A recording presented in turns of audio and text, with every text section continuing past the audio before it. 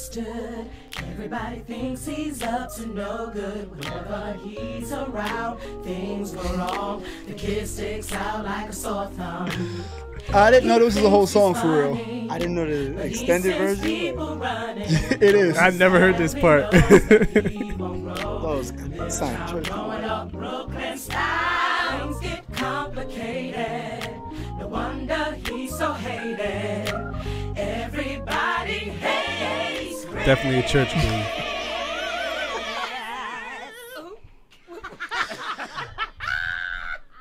Well, that laugh happened last night. The facts. Welcome to bonus episode of the Juxtaposition podcast. We're just going to give you a quick, recap of what we were thinking about with the whole Chris Rock and Will Smith situation. So let me just set some context just so we can kind of get into it. We didn't want to wait till Friday. Hopefully this will be Tuesday, the 29th that you're listening to this. I'm sure by now you've heard the smack heard around the world, right? But we're not here to talk about it in that context. We wanted to humanize this experience as we call ourselves four hubbies in the possible. Four of the men on this podcast are married. I'm engaged. So this is a different type of conversation that we wanted to have. So let's kind of unpack it.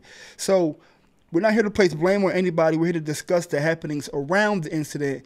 And we really wanted to have people think about this as not just some fun and games situation, but just in case you are living under a rock, no pun intended, we'll set the stage, set the context. So Chris Rock came to present an award at the Oscars 2022.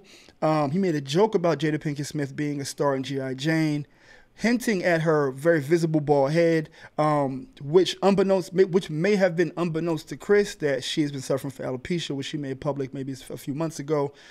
On top of this, Will and Jada have been taking a very, very public beatdown the last 18 months with the whole entanglement situation and making their private life more public. Prior to this, in 2016, around the Oscars So White campaign, Jada decided not to join the Oscars because there were a lot of white folks winning awards where black people probably should have been nominated and won. And Chris Rock made a joke about you can't really boycott something you're not invited to. So that's the context. And we on this very podcast, in our second episode, covered the entanglement situation. So we want to kind of elevate this conversation to talk about, what was it about that situation that you think made Will, that ruffled his feathers a bit?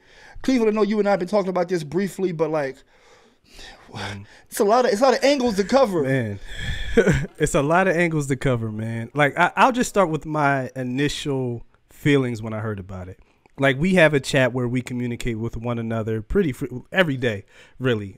Text thread where we communicate with one another, and our producer actually put in the chat, first, hey, Will Smith just punched, at the time we thought it was a punch, just punched Chris Rock.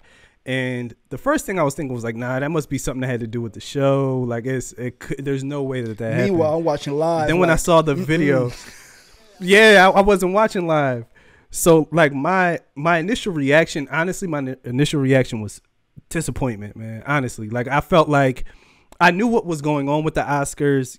There was just a lot of just black excellence going on. A New Jersey local was the MD, Adam Blackstone. He's a music director for the Oscars, and he's from South Jersey at that. He's from Willingboro. There were, I believe he's from Willingboro, but he's from Jersey. I also didn't know Will Packer produced the joint. I didn't know that at the time, that Will Packer... Oh, I didn't know that Will either. Packer, of the, what do you call it? Think Like a Man fame, all the Kevin Hart movies. It was just a beautiful, display of black people, I thought, at the Oscars. And then also, and we've talked about this as well, just in general, it's been beautiful to see Will Smith's, kind of resurgence, if you will. He recreated himself, which is a tough thing to do in an industry where it's all about now. He recreated himself and his brand and his image. And that was really cool to see. So my first reaction was super disappointment that two people we hold in very high regard were involved in an incident like this. So that was initially how I felt when I saw it. I was just super disappointed. I hated watching the videos, but you kind of had to watch it to know what was going on. The replay sucks, to be honest. But it was, man, it was so disappointing to see. So that was my initial reaction. And, you know, before we get into like the whys and what I think, that my initial reaction was just like disappointment. And Zoe, you and I spoke about this, and something you said was anger displacement, right? This may be the tip of the iceberg. Literally, you know, what you see out in the water is this small event, but like at the surface and below the surface, pardon me, is like a mountain of things. Talk to me about, as a husband, what are the things that can make it like pop? Well, I mean, first, the anger displacement, I stole that phrase from my cousin. So shout out Jimmy Lowe, because I definitely took his comments and I ran with it. But yeah, like I mean, as a husband and a father, like we have so many things in our world that is like leaning on your shoulders, your neck, your back, like the weight of the world. So any little thing, like y'all see. Put it like this. Y'all seen how I do. Anybody who's a fan of the Jux page or pod or even just follows me, y'all know every once in a while I go on my little rants, right? And part of that is because I have enough stuff going on. Like, I think one of my rants was when I went to Busch Gardens in Tampa and people was cutting the line. And I was like, yo, why y'all want to play with a dad with his family and cut the line? And I'm in line waiting with these kids going, like, y'all playing with me. Y'all trying to fight. So, like, I wish a father would. I wish Seriously. a father would. It's always young people, too. It's always the youngins, like, all right, yo, I get it. I've been there, but, like, come on. You know what I'm saying? So a lot of those pressures that happen internally can, you know, it's taking it out on the wrong person. You know what I'm saying? So to speak. That can happen a lot. Just the same way as, traditionally, it would be the reverse, where you had a bad day at work and you come home and everybody got to be mad because you mad. Right. You know what I mean? In the house. Right. But a lot of times, in more recent ways, you know, your home can affect how you operate out in the street. And I think that's what really happened in the last, like you said, 2 years. Their whole family has had a whole bunch of exposure in things that he may not like or agree with, between sexuality with children, between the wife situation, obviously, and then now her skin disease, I guess. Is this a hair disease? Like a hair, yeah. So, I mean, and I didn't know about the alopecia thing until, like, I think one of y'all said it. I was like, afterwards. Yeah, like, I had no idea. Yeah. Like, I thought, because, again, based off of how they operate, everything seems so crazy and free that what's the difference between somebody just shaving their hair? I mean, Tiffany Haddish shaved her head, and we, you know what I mean? I mean, but Jada's not a stranger to short hair, so I understand, you know, why that's the case. But let's take the conversation a bit further and talk about what is, like I mentioned, y'all are husbands, y'all are fathers. What is it about the sanctity of your home? Whereas, you know, people are saying, oh, this is fair game, but this is not. I don't see it like that. I see it as there are certain things that you experience in your home that you know your wife is triggered by that, like, nobody can play with. So talk to me about, like, the sanctity of what's protected in your home and, like, what's jokey, but versus, like, nah. Well, yeah, like, I think, no, I go ahead. was going to say, me personally, like, I just go straight for, like, terminal ill stuff. Is not really a joking matter. I mean, it's hard because we're not public figures. So from my perspective, a lot of more stuff is more personal and off the record than someone like that, because their whole life is in the public eye. And they set the tone for stuff that we should know about to be public. Like, they set that tone. So that kind of changes how we have to perceive certain things. But me personally, I would say, like, a terminal illness or sickness, or something that's, like, death related. Like, but nothing else? Nothing else. It again, it's the setting. Like, if we had a comedy show on, you know, and it's the comedian doing it versus, like, a complete stranger or random, no, I don't know you, and you're not getting paid to do that. So yes, everything is off limits at that point. How about you, Cleveland? Yeah, for me, it's like anything that someone I care about is insecure about that they can't control, it would hurt me to see somebody bring up something that hurt them in that area. Right. That's the way I operate. So if my daughter is self-conscious about something and she comes home from school and she says such and such was talking about this, that would hurt me. That would stir anger in me and make me want to react.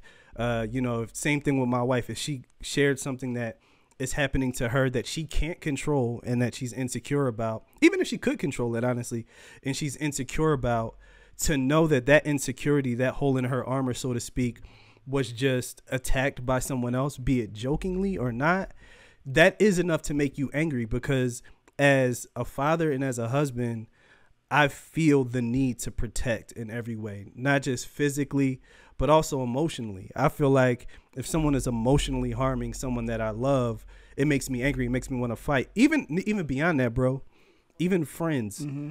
Even friends, if you see someone mistreating your friend in a way that you don't like, it makes you want to throw hands. We talk about this on the show. I was in a situation. Yeah, I was in a situation where I wasn't doing anything wrong. You know, my friend Zoe, he knew that I wasn't doing anything wrong, but he knew it was a vulnerable area, and somebody was like poking the bear, and that set him off into a different level where he wouldn't have gone had it been him. And I have that same feeling, like, come at me, like, you know what I'm saying? Come to me, come at me. I feel like I'm built to manage it.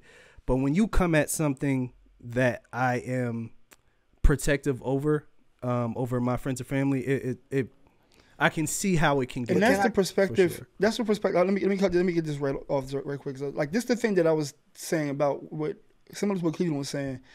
The insecurity, right? We don't know the conversations that were happening at home with Jada, whereas some other things may have been okay, fair game, because this is self-inflicted. These are Will seems like the person that's like, throw the jokes at me, right? Like, give them to me. There are things that you don't know that I know about my wife that it hurts me. Right? I don't know if Chris and Will are friends or previously were friends. They have a kinship at all.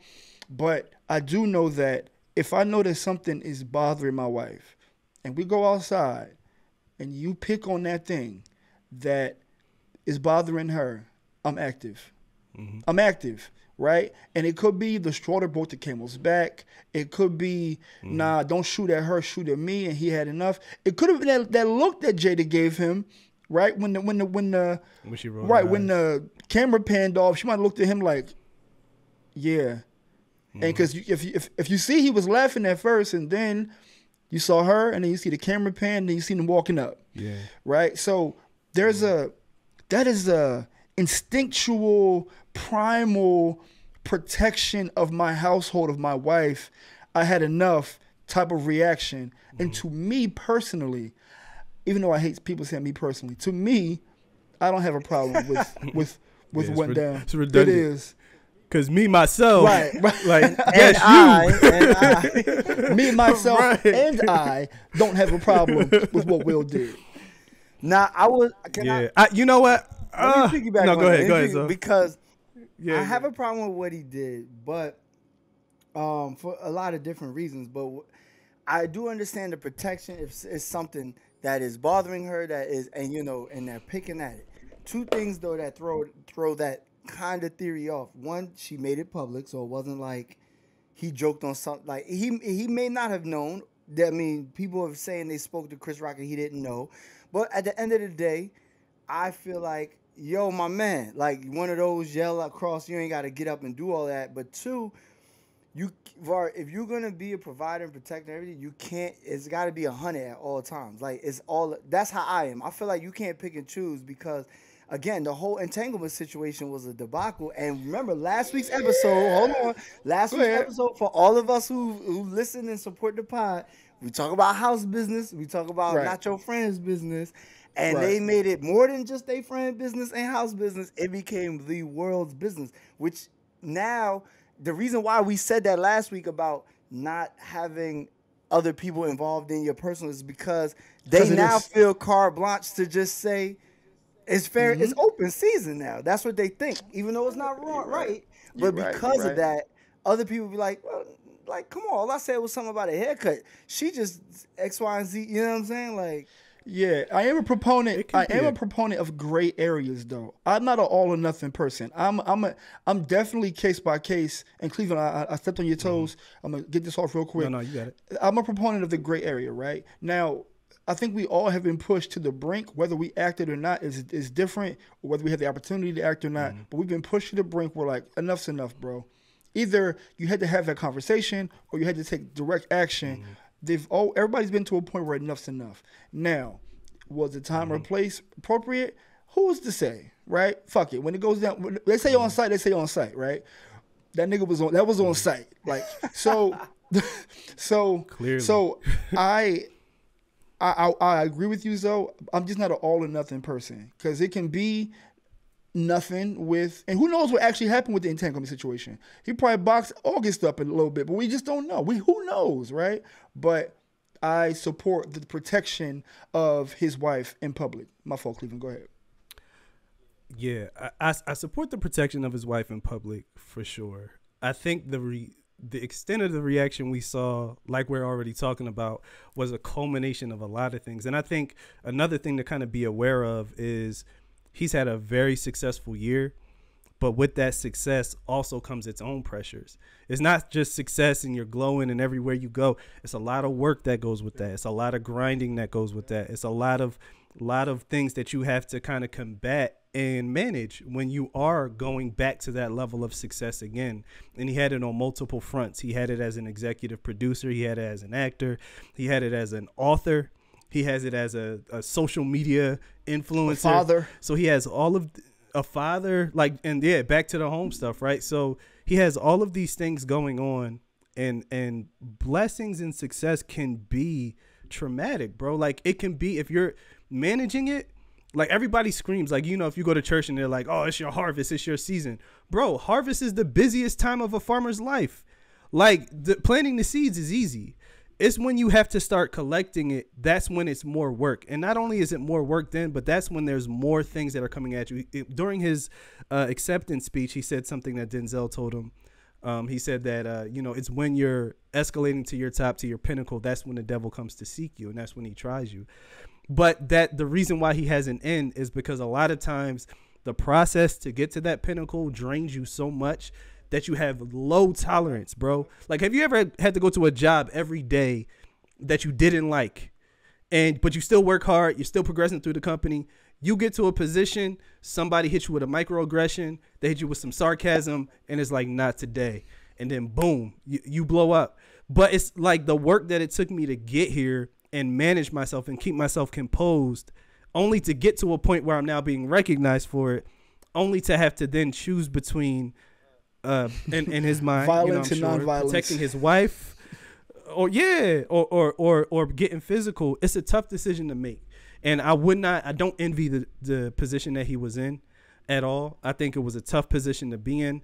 I don't envy, and honestly, for Chris Rock, I don't envy the position as well, because oddly enough, they're both in very similar situations, even though Chris Rock was the attacked, and in this case, Will Smith was the attacker. Chris Rock, I'm sure he doesn't feel great about the joke, right, knowing that, you know, Jada had alopecia. He probably didn't understand why that was the reaction, but at the same time, now you've just been smacked on television, bro, open and it's hand. Captured everywhere forever. For the millions. How do you? And the millions. I just want to know this question. The millions, bro. Like, how is it? How do you move past? How are we like? I don't know. It's weird because like the same group of people is so like. It's today's world. I don't want to say too sensitive, but like, dog, Bobby Brown never came out and niggas was gunning Whitney. And every award show, drug this, drug that. He didn't been in the building. They didn't pan the camera to him. But they're different people. But Bobby also had his. But Bobby, it ain't about that. It's about the demons that Bobby was fighting himself. He was also a punchline. Like, so to me, it's like not. I don't even want to say this, but like Chris Rock kind of was the face of the internet to me in that moment, right? He was, you know, people have been taking shots at the family for like I said, almost 2 years. And in those cases, you don't run into those people. You don't see those people. They're faceless, nameless. They're usernames and blank avies. But there's not many times where you see the person in person talking shit about your family. And if you fast forward, now this is a bit of self-defense. Remember Will Smith smacked that dude that tried to kiss him on the cheek in Europe? Yeah. I remember that. But that was like a little like it was like a little shoe smack though. He ain't cocked way harder than he did that dude, and that dude was in pure violation. Because we thought he was in personal space violation. Bro. Because we thought it was a punch at first. He was in personal space. He hit the dude with a little like, yo, get out of here. That's the shit you do with your kids. Like, don't let me say it again. Like, get out of here. Yo, that joke was hilarious though. He was like, it caught him off guard. He said, "Wait." Like how you smack him and shoo him at the same time? Like that joke was wild. I'm gonna say this. Shout out to my man Storm and Norman who always say, black on black violence comes from black on black lack of respect. So I feel like the lack of respect that Chris Rock had, like I said, this is not his first time gunning at her. So maybe that might have built up on top of that as well. But then more importantly, like I think maybe, like you said, accumulation of everything that was going on combined with, yo, this ain't your first rodeo trying to gun at my wife. And then, you know, he just lost it. But I would tell you this. I've been in a situation at a comedy show. I wasn't sitting in the front, but I was off to the side. And the dude tried. I don't remember if I was married or if I wasn't at the time. But at this point, it don't matter. Yeah. But I was with the person I'm married to now. I was with my wife. But I don't remember if it was early in our dating or we had already been married.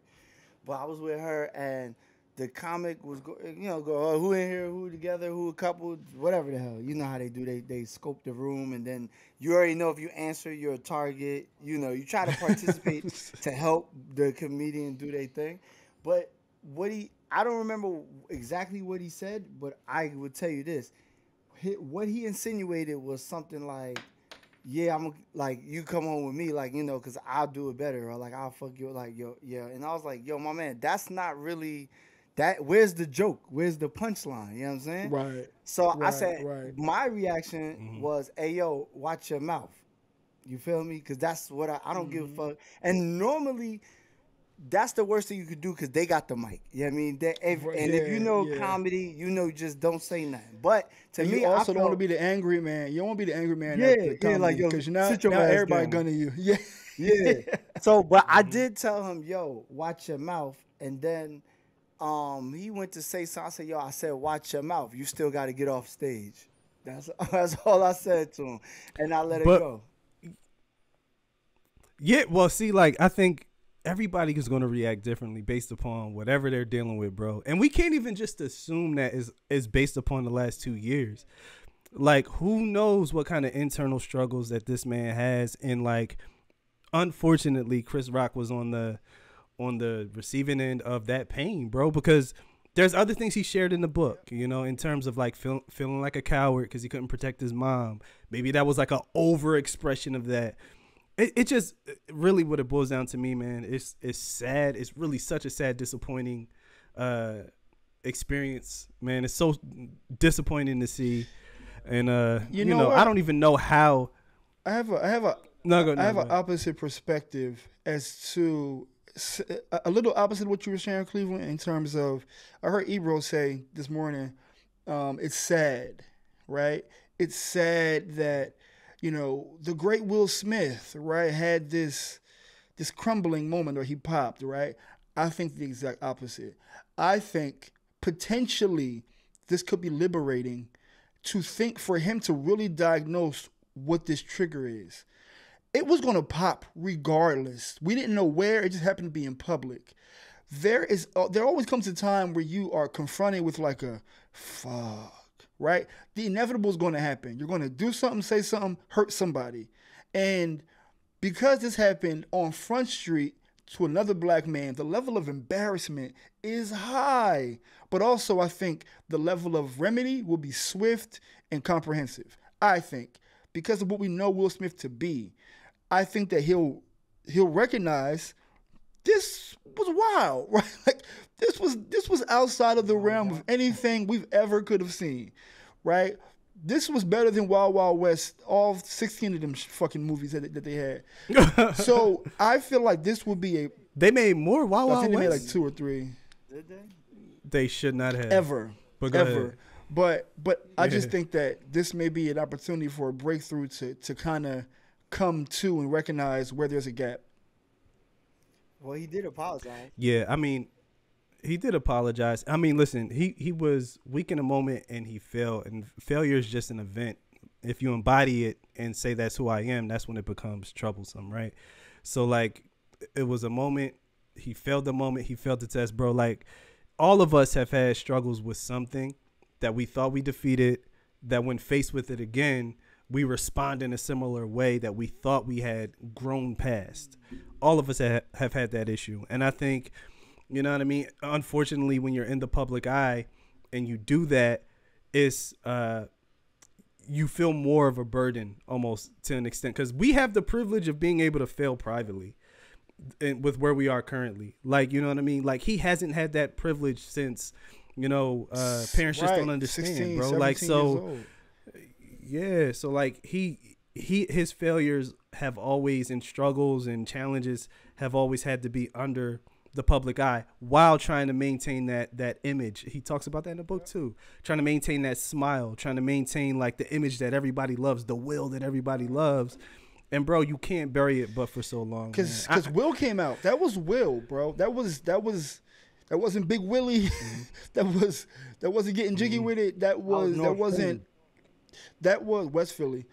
That was West Philly. Yeah. That was the person that emerged, right? But in lieu of keeping y'all here all day, thank you for tuning into the bonus episode. I had one final question, which is, what's justifiable in the plight of the protection of your family?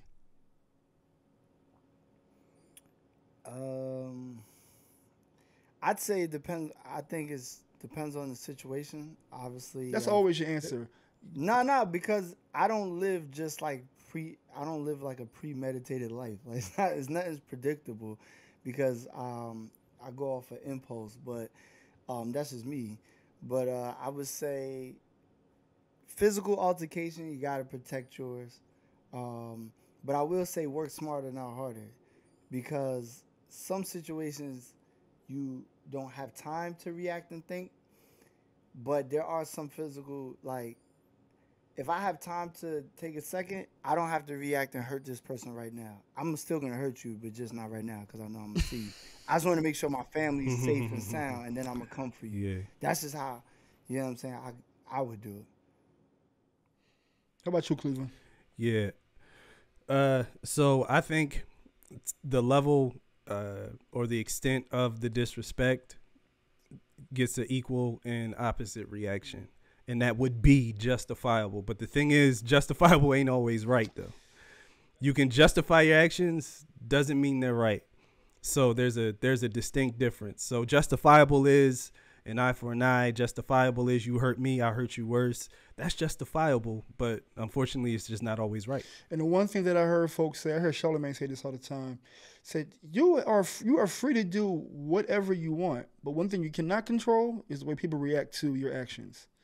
So with that, thank y'all for tuning in. We'll be right back on Friday with another episode 69. Don't get nasty. Yes, sir. And we'll check y'all out in a couple of days. Jam.